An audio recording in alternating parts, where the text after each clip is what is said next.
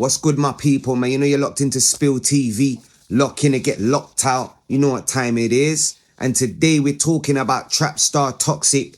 He just recently done an interview with linkuptv. And I just wanted to go over some things that he said in the interview, man. They really struck home with me, bro. First of all, I just want to say, guys, make sure you subscribe to the channel. Make sure you hit that like button and share it if you can. Like I always tell you, it doesn't cost a damn thing. But yeah, man, there were some points in this interview, man, that really touched home with me, bro. Given that man's been in similar circumstances as him and been through similar experiences, a lot of things what he said in this interview resonated with me. And shout out to Trapstar Toxic, man. I think in this interview, bro, it more or less showed like the growth of people in the scene, man, and in our culture, bruv. Like, and it kind of shows like it kind of shows that like you got to go through certain things, you know, to be able to get to certain points in your life or to hit certain levels of maturity. You have to experience certain things, or certain things have to happen in your life for you to get to that point. And I feel that that's the case with a lot of people from our way of life, you know, from our culture, you know, from underprivileged neighborhoods, poverty, you know, coming from hoods and like the culture, like the urban culture. It's like with us, you could say we're destined to go through certain things. You get what I'm saying? Because, you know, you live the street life, you know, you're more or less 9 times out of 10, you're likely to go jail. And if you don't stop before a certain point, you're likely to, do you get what I'm saying? Like, point blank. So I like it when I see people in our scene that show that growth and are not scared to say it and to talk about it. Do you know what I'm saying? So we're going to get into this, man. Shout out to Trapstar Toxic, man, and shout out to linkuptv. Let's get into a bit about what he was saying about going to prison and stuff like that and how it affected him and how it benefited him. You know what I'm saying? Because at the end of the day, not all bad things just affect you negatively. Some bad things have positive outcomes. So it's just good to see the other side of the coin, and it's good to see people putting it out there and, you know, being honest about what they've been through. So let's get into this, man. Yes, my guy, you good? You're meant to be pumping now or never, my G. What, go on? When you're doing your thing when you're outside, that's that motivation right there, you get it?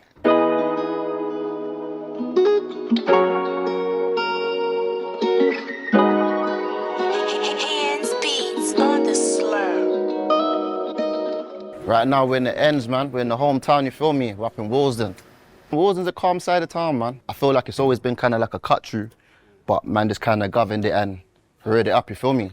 Around here. Guys, for those of you who don't know, Willesden is in northwest London. I actually used to live in Graham Park, and that's not far from Willesden, man. You got Graham Park, that which is Colindale, and that's where you got like the police training ground. There's like there's a police college there where actual police go to train. And this training ground is right at the back of our blocks, innit? Like, you literally can see the training ground if you look off the tower blocks, innit? It's mad.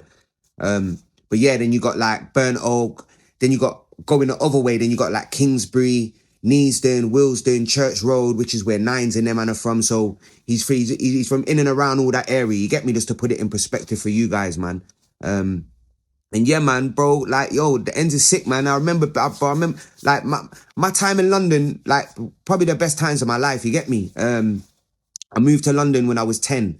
And then obviously I moved to the Midlands when I was like 15, 16. So like I spent quite a while in London, man. And it was like, yeah, man, some of the best times of my life, you get me?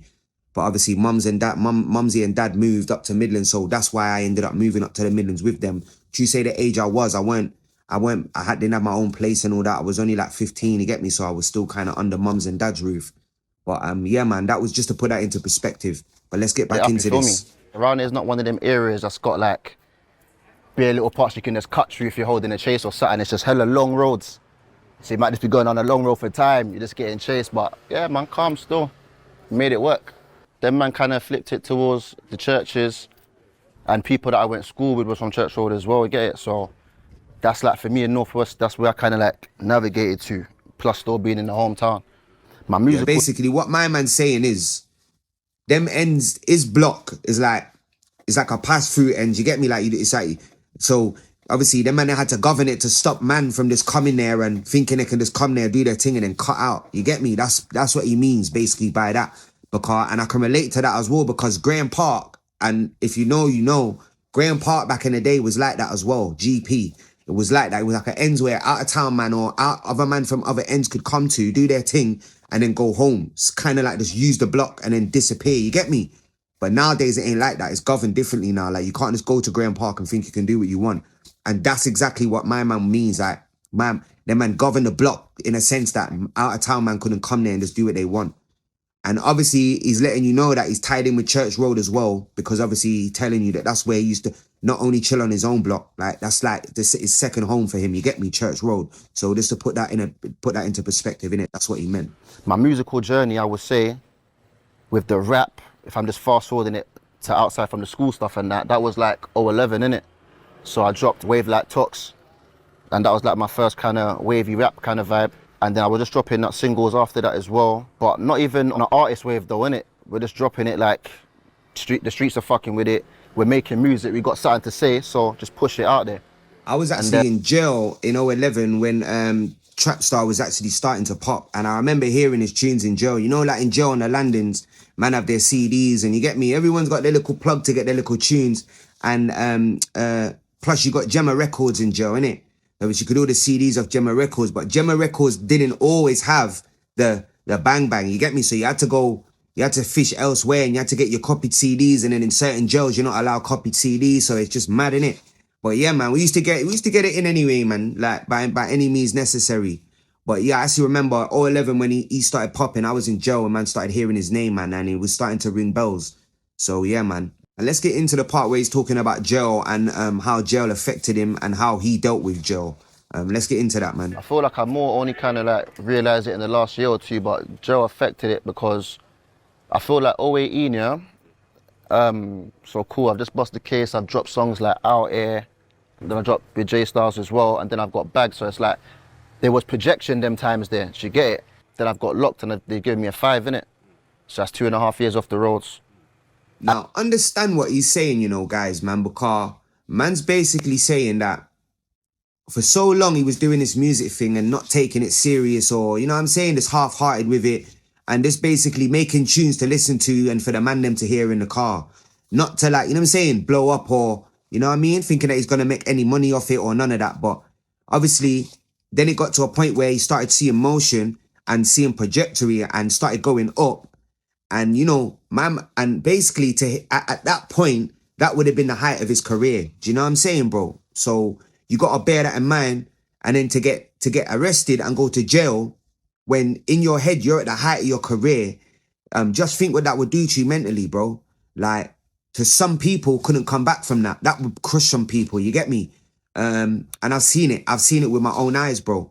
So the fact that my man's here and he's got to where he's got to in his life at this point and came through all of that, bro, that's a major W, bro. So hats off to Trapstar, man. Shout out to you, my brother, man. That's big things, bro. And it takes a lot to get through all of that and, you know, to balance all that in your head and to come back from it and still start hitting goals and still achieving, bro. Yeah, man. Ratings to you, my brother, man. And you see, like, them times as well. You see, like, before, when you go jail, yeah, you're not really bringing up music from behind bars like that. You're just more kind of marinating, and then you're waiting to touch road, and then it's like, yeah, there's a big freestyle, or that's your main moment, innit? That's your time.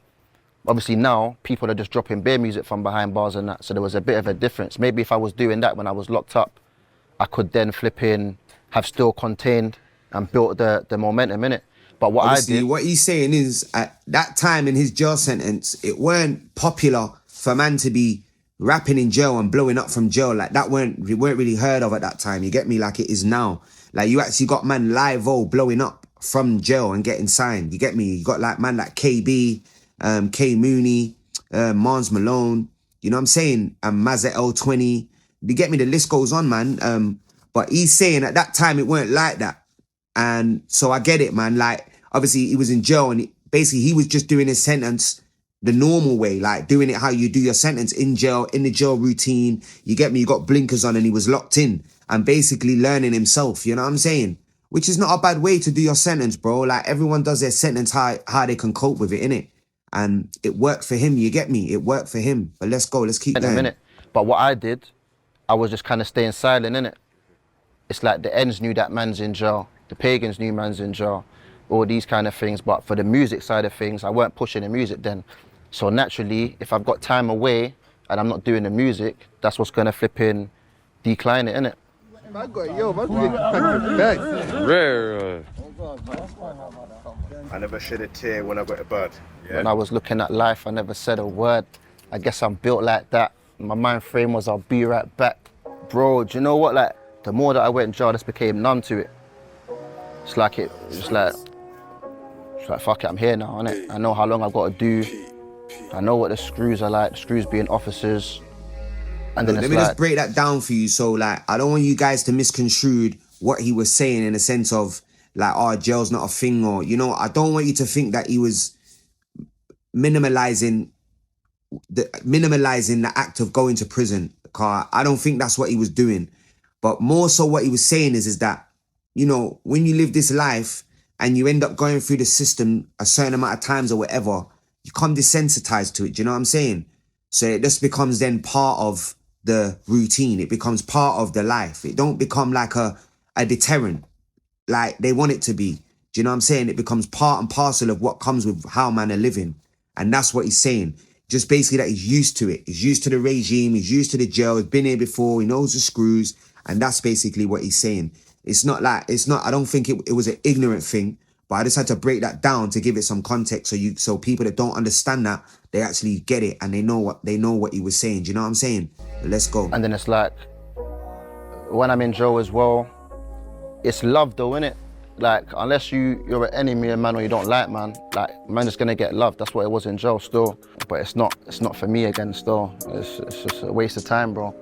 Do you know what, bro? I feel like man go in jail, yeah? There's other ways to make bread, innit? Cool, I hear it, but it was always for a purpose, you know what I'm trying to say? Like, there was a bigger reason to it, so I don't know. I don't know. What he just said there literally goes back to what I said about, you know, not every bad situation has to end with a negative. Do you know what I'm saying? And he's looking at that jail sentence as in, it had to happen for him to get to where he is in life now. Do you know what I'm saying?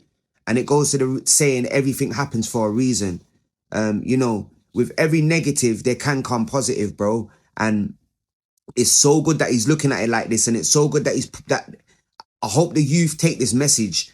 And the first part of it, what he said is that it was a waste of time. It was a waste man thing. Do you know what I'm saying? And it ain't for him. And I hope that is a message that the youth take, man, because a lot of people like to glorify and talk about the good times in jail. And, you know, you see all the snaps on people's phone, people living nice in jail. But, brother, I can show you, bro, it's so far from the reality, bro. All that is people trying to make light of their situation and make themselves feel better to the outside world. But that's far from the reality. They don't tell you about when they had to walk off that visit and leave their kids back on that visit crying. You get me? They don't tell you about all the nights they spent in their cell crying because they couldn't see their mum or see their kids or hug their girl. You know what I mean? They don't tell you about all the hours they spent banged up because they weren't allowed out their pad or that they only got 2 showers that week. You know what I'm saying, bro? Like, they don't tell you about all them hard times, my bro. So, just know jail is not the one, bro. So, yeah, man, let's go. Just burning, like, how have I just ended up back inside here? It was like probably 4 months after I've landed road. And now I'm just back here. People was asking me, what am I doing back here? I'm not gonna lie, it's embarrassing, bro. It's embarrassing because, like, man's talking to gubs and that, but bro, some of these gubs are like man's age and whatnot, you get? Guys, I want you to take in what he just said there, man. A man said it was embarrassing, bro. And that's a big man, bro. And I rate that man can stand there and put it out there and admit that, because that ain't nothing but the truth, bro. There's nothing nice and clever and stylish about going jail, bro. Cause it is embarrassing, bro. And especially if you're a big man, if you're like at the age of over 25, hitting your 30s, bro, and you're still on road and you're still going jail, bro, like, bro, that's embarrassing, bro. That is embarrassing, bro. And I rate the fact that you can stand there and say that and let the youth know that, because we need more of this. We need more people that can show the real and tell the truth and how they really feel about going jail, because there's too much of this gloss in jail and making the youth think that it's all a smart thing when it isn't, bro. You get me? So I just wanted to highlight that, man. Shout out to Trapstar, but let's keep going and get into this and then we'll wrap it up. the man them as well that's in there. Yeah, it's embarrassing, man. And then do you know what's like even more embarrassing as well? Like I felt it for my mum as well, because I've gone jail bare times, innit? And it's like my mum's bedrooms, they might be doing shit where they might be like doctors, or just got different professions, innit? Professions that man wasn't doing, innit? So then each time I've gone away now, yes, my bro. Oh, go on, you good? Yes, one she. Yeah, each time that man's gone away now, and then her friends might asking me, innit? It's like, what did she tell them? She get like, oh, he's gone back inside again, or it's this and that. Like, it's embarrassing for her, innit? So I more felt the embarrassment for her than me. You know what, bro? I feel so privileged here that I got to react to this, man, because, you know, this is what I preach, man, and this is what I try to show people, bro. There's nothing nice about jail. But I want to touch on the fact that this is another thing that we don't realize, people, whenever we're living like this, or we're in and out of jail or whatever, and we got family members and partners and kids and mothers. Like, what about them, bro? What about them when we go jail and you've got your mum's friends asking your mum, oh, where's your son? And she's got to tell them, oh, he's in jail again, like for the 5th time, or do you know what I'm saying? Or your son or your daughter's asking your mum, like, where's dad? Or why is dad not coming home tonight? And she's got to lie to your child, or, you know what I mean? We always forget about what it does to them, man. And I can speak personally, like my relationship with my mum is like this. Me and my mum are tight, but I love my mum to death. Shout out to Mumsy. So like, when I went jail, obviously me and my pops are tight too, don't get it twisted. But you know, with men, innit, we can handle shit like that. But with Mumsy, it's like, I always hurted for my mum, bro. Like, I always hurted for my mum more than I hurted for myself. So again, I can relate to that, bro. So much, bro. And like I said, bro, I'm glad that I got to react to this today, bro. I'm privileged and I'm humbled, really and truly, bro, because he's just preaching to the choir. But guys, let me know what you think in the comments, man. Let me know what you think about what Trapstar said. Let me know what you think about his views. Let me know what you think about his views on prison and how he's dealing with it now. And let me know what you think about the interview, man. And be sure to go and watch that full interview, bro, because there's a lot of gems in there, bro. And it is a sick interview. I only touched on a little piece of it, what I wanted to share with you guys, but the interview's lit. So guys, be sure to comment. Make sure you subscribe to the channel, because it don't cost you a damn thing. Like, comment, and share. Spill TV, I'm out. One. Walk it like I talk it. Yeah. Take my shoes and walk a mile, something that you can't do.